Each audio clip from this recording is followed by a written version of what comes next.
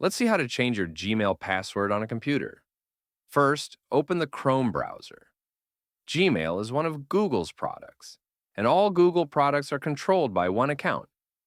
So you can change the Gmail password by changing your Google account password. Click the Google account profile image in the top right corner, then click Manage your Google account. Click Security in the left column.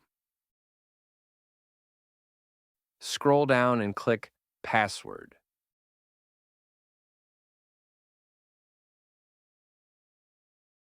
Now you can enter your new password. Sometimes you will be asked to enter your old password before creating a new one. Then click Change Password. Okay, now you have successfully changed your password.